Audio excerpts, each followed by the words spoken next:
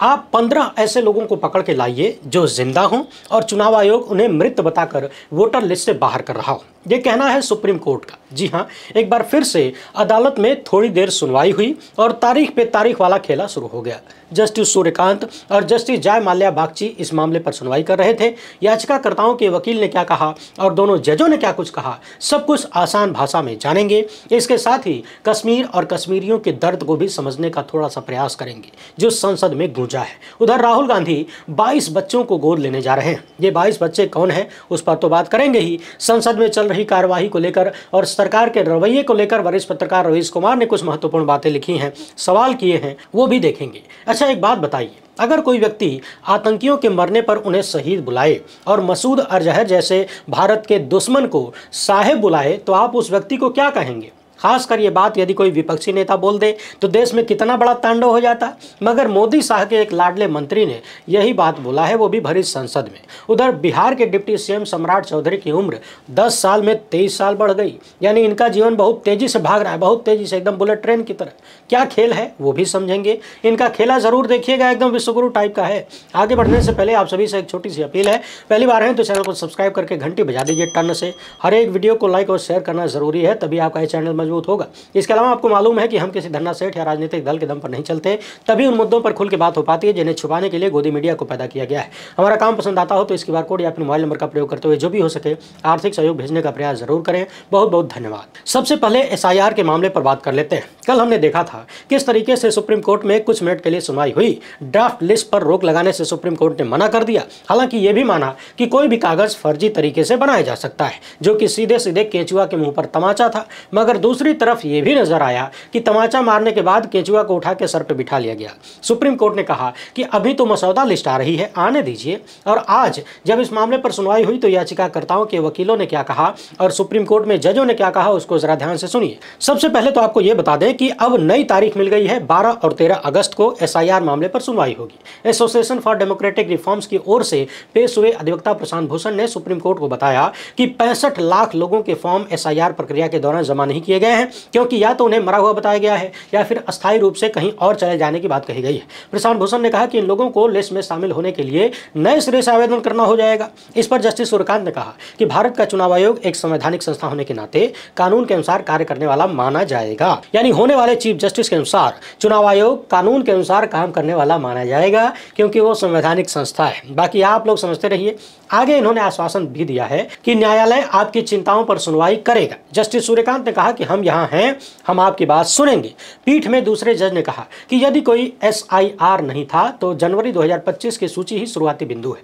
आपको आशंका है कि 65 लाख लोग इसमें शामिल नहीं होंगे और वो लोग इसमें सुधार चाहते हैं। हम न्यायिक प्राधिकारी के रूप में इस मामले की समीक्षा कर रहे हैं। यदि बड़े पैमाने पर बहिष्कार होगा, यानी लोगों के नाम कटेंगे, लोग वोट देने से बहिष्कृत होंगे, तो हम तुरंत हस्तक्षेप करेंगे। इसके साथ ही जस्टिस बागची ने यह भी कहा कि आप 15 लोगों को लेकर आइए जो कहें कि वो जीवित हैं और उनका नाम काट दिया गया है। उधर RJD सांसद मनोज झा की ओर से वरिष्ठ अधिवक्ता कपिल सिब्बल ने कहा कि उन्हें मालूम है कि वो 65 लाख लोग कौन है, लेकिन अगर उन लोगों का नाम लिस्ट में रहता है तो कोई समस्या नहीं है। जस्टिस सूर्यकांत ने कहा कि अगर मसौदा सूची में स्पष्ट रूप से कुछ लिखा नहीं है तो आप इसे हमारे संज्ञान में लाइएगा। उधर चुनाव आयोग की तरफ से वरिष्ठ अधिवक्ता राकेश द्विवेदी ने कहा कि प्रक्रिया के तहत मसौदा सूची पर आपत्तियां दर्ज करने की अनुमति पहले से है। यानी ड्राफ्ट लिस्ट जब आएगी और उसमें अगर कहीं किसी को कोई दिक्कत है, किसी का नाम नहीं है, तो उस पर आपत्ति दर्ज कर सकते हैं। यानी अभी का कुल जमा लब्बो लुआब ये है कि SIR को लेकर सुप्रीम कोर्ट में वैसी तत्परता देखने को नहीं मिल रही है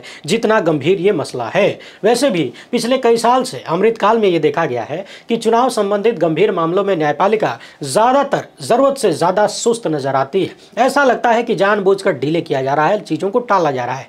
याद करिए, यही जस्टिस सूर्यकांत पिछली होली से पहले, यानी 2025 के होली से पहले ही चुनाव संबंधित मामलों पर कह चुके हैं कि होली बाद सुनवाई करेंगे। अब तक इनकी होली नहीं आई, न जाने कितनी होली गुजर जाएगी, फैसला नहीं आएगा। हालांकि अब तक सुप्रीम कोर्ट ने SIR मामले में इतना कहा है कि कोई भी दस्तावेज फर्जी तरीके से बनाया जा सकता है। दूसरी बात, आज जस्टिस बागची ने कहा कि हम पूरे मामले को देख रहे हैं। अगर बड़े पैमाने पर मतदाताओं का नाम वोटर लिस्ट से काटा जा रहा है तो हम तुरंत हस्तक्षेप करेंगे। आप 15 लोगों को लेकर आइएगा जो जिंदा हो और उनको मृत दिखाकर नाम काट दिया गया हो। हालांकि सुप्रीम कोर्ट ने जो बड़े पैमाने की बात कही है, ये पैमाना पैमाना उनकी नज़र में कितना बड़ा होगा, ये 15 लोग ही होंगे या फिर कुछ और होगा, ये अगली तारीख पर हो सकता है कि पता चले, या फिर अगली तारीख मिल जाए। 12-13 अगस्त को अगली तारीख है।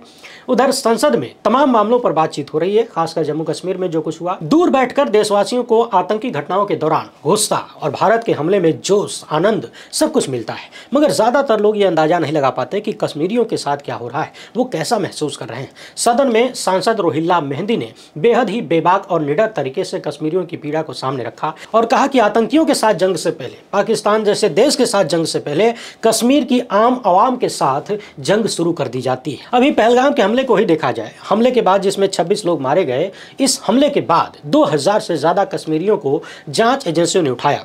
कश्मीरी छात्रों, व्यापारियों को देश के अलग अलग हिस्सों में पीटा गया, उन्हें हॉस्टलों से बाहर निकाल दिया गया और हमले के तुरंत बाद कश्मीर में 13 घरों को ब्लास्ट से उड़ा दिया गया। संदिग्ध बताते हुए क्या आपके मन में यह सवाल कभी नहीं आता कि जिन 2000 लोगों को इस हमले के बाद उठाया गया, उनके नागरिक अधिकारों का क्या, उनके जीवन के अधिकारों का क्या, उनके सम्मान का क्या? सवाल यह भी है कि जो जांच एजेंसियां पहलगाम की घटना को रोक नहीं पाती, जो खुफिया एजेंसियां न जाने कौन सा द्रव्य पीकर सोई रहती हैं, उनको भनक भी नहीं लगती कि इतना बड़ा आतंकी हमला होने वाला है, मगर पहलगाम घटना के तुरंत बाद, कुछ ही घंटों बाद उनको पता चल जाता है कि फला 13 घरों में आतंकी हैं, उनको ब्लास्ट से उड़ा दिया जाए, या फिर ये आतंकवादियों से संबंधित है, ब्लास्ट से उड़ा दिया जाता है। अगर आपकी जांच व्यवस्था इतनी ही तेज है तो आतंकी उतने भीतर तक घुस कैसे जाते हैं? लोगों को मार के, नाम पूछ पूछ के, पैंट उतरवा के हत्या करके चले जाते हैं और आप एक को भी पकड़ नहीं पाते। अब गृह मंत्री कह रहे हैं कि 3 आतंकियों को मार दिया गया है, नाम भी बता रहे हैं कि नाम था सुलेमान, फैजल और जिब्रान। गृह मंत्री का दावा है कि आतंकियों की मदद करने वाले 2 अन्य को भी गिरफ्तार कर लिया गया।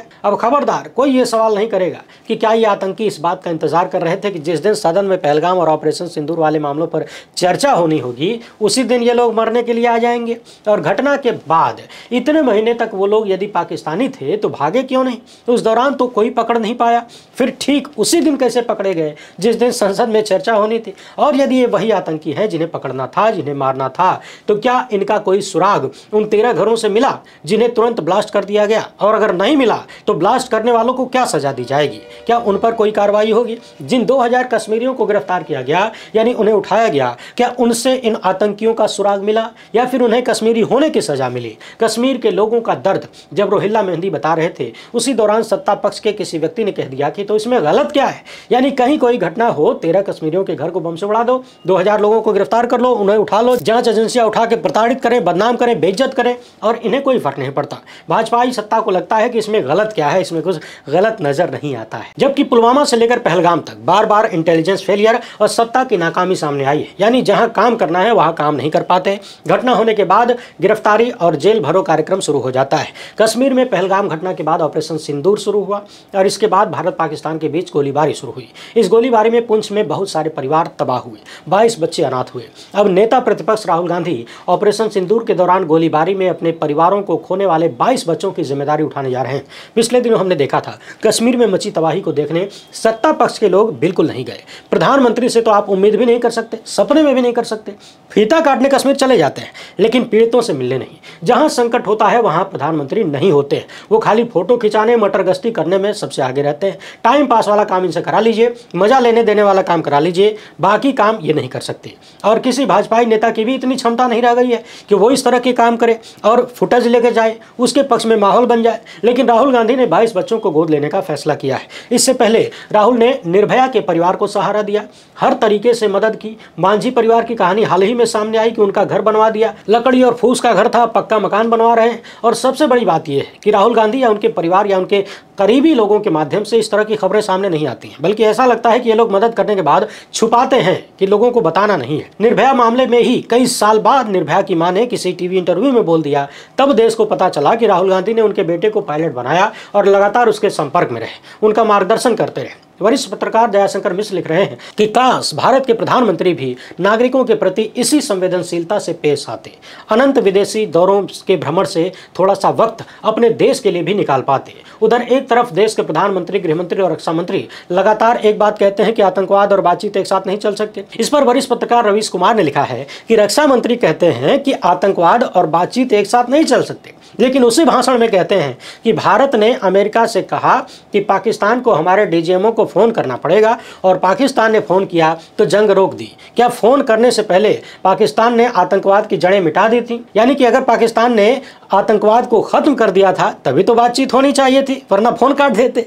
फ़ोन पर पाकिस्तान ने भारत के डीजीएमओ से क्या कहा था? जब ऑपरेशन सिंदूर के दौरान ट्रंप और प्रधानमंत्री मोदी की बातचीत ही नहीं हुई तो ट्रंप ने सबसे पहले घोषणा कैसे कर दी सीज फायर की? विदेश मंत्री इसका जवाब दिए हैं क्या? जब पाकिस्तान ने भारत को फोन किया और युद्ध भारत को रोकना था तो पहली सूचना भारत को देनी चाहिए थी। ट्रंप ने यह ऐलान कैसे कर दिया? ऑपरेशन सिंदूर के दौरान गोदी मीडिया को फर्जी इनपुट कौन दे रहा था? किस चैनल से सूचना भेजी गई? इस पर क्या किसी ने जांच की मांग की और सरकार ने कुछ कहा?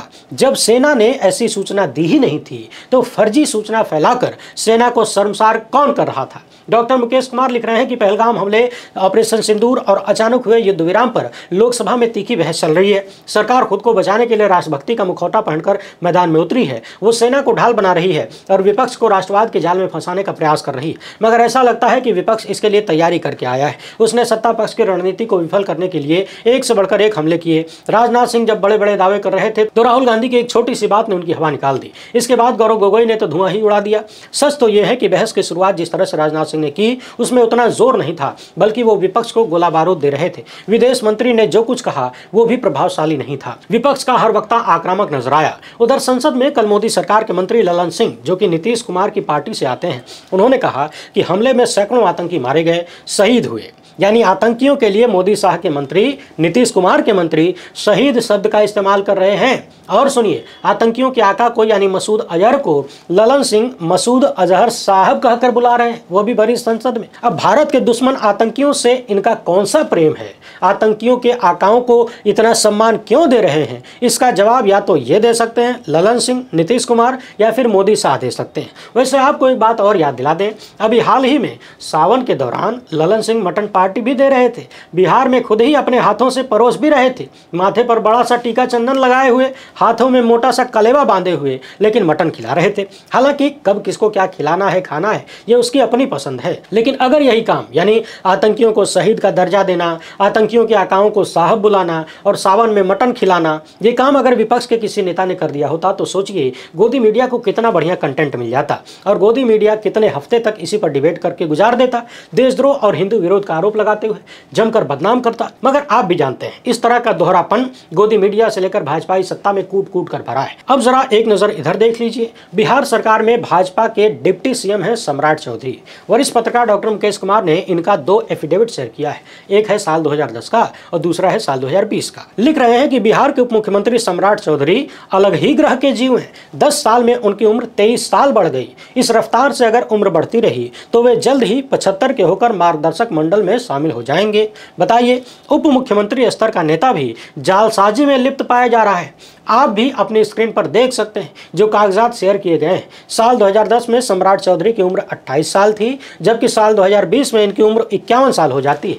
10 साल में इन्होंने 23 साल का जीवन जी लिया। अब आप लोग चाहें तो इसे फ्रॉड, धोखेबाजी, चालबाजी, जालसाजी, जो भी नाम देना चाहें अपने रिस्क पर दे सकते हैं। यहीं पर अगर विपक्ष का कोई नेता होता तो अब तक न जाने कौन कौन सी कार्रवाई हो जाती। गोदी मीडिया उसको एकदम फर्जी आदमी घोषित कर देता, लेकिन यहाँ इस मामले पर चर्चा भी नहीं होगी। और फिर जब भाजपा के सबसे बड़का नेता के डॉक्यूमेंट को लेकर यानी डिग्री को लेकर ही तमाम सवाल हैं, बार बार कोई भी मुंह उठा के फर्जी कह देता है और साहब अब तक अपनी डिग्री दिखाने की हिम्मत नहीं कर पाए, बल्कि बार बार उसको छिपाने का तिकड़म लगाते हैं। तो सम्राट चौधरी तो बिहार के उप मुख्यमंत्री हैं, टेंशन मत लीजिए। सम्राट चौधरी से अगर कोई इन आंकड़ों पर सवाल करेगा तो कहेंगे कि तुम्हारा बाप तो अपराधी है, तुम क्या बोलेगा जी। यानी सम्राट जैसे लोग तुरंत माई बाप पे चले जाते हैं, अपनी बात नहीं करते। वैसे इन फर्जीवाड़ों पर आप लोग क्या सोचते हैं? एक तरफ उसी बिहार की जनता से कागज मांगा जा रहा है, राशन कार्ड नहीं लेना है क्योंकि राशन कार्ड फर्जी बन जाता है। दूसरी तरफ जो आदमी सरकार में है, डिप्टी सीएम है, उसके कागजों में इतना फर्जीवाड़ा होने का आरोप लग रहा है। अपनी बात कमेंट बॉक्स में जरूर लिखिएगा। वीडियो पसंद आए तो ज़्यादा से ज़्यादा लोगों तक पहुंचाएं। पहली बार है तो चैनल को सब्सक्राइब कर लीजिए।